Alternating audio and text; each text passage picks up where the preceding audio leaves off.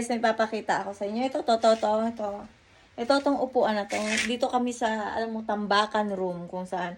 Garage dapat to. Kaso lang, dahil maliit siya at hindi ko alam kung pwedeng pumasok ang kotse. Pero kung pumasok man, for sure, mapipipi ang gilid. Kaya, ito someday, may gagawin kami ng anak ko. Hinihintay ko lang yung anak ko. Tsaka hinihintay ko lang na... Basta guys, may hinihintay akong cheque na sana hindi tumalbog. Ito, nakita niyo to. Ito try ko ditong umupo kasi kapag umupo ka dito para kang si Dunya Pulda.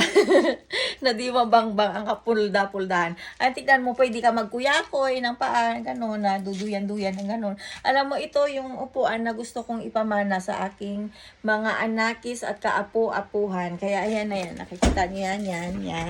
O diba, tingnan mo, may gumagalaw. Oh my God, may multo guys, may multo. Oh my God, gumalaw siya guys. Oh my God. Nakita nyo, gumalaw. Huwag kayong kukurap pag gumalaw, may multo. Tingnan mo. Hala shit, gumagalaw siya. Oh my God, aalis na ako. May multo pala dito sa garaheng ito. Buti na lang nandoon ang dwarves. Save me. Bye guys. Joke lang. Kasi ano talaga yun nung nagganon-ganon siya. Nauga-uga siya ng ganon.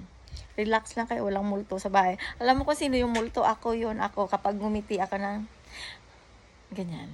Ako nga yun guys, ako.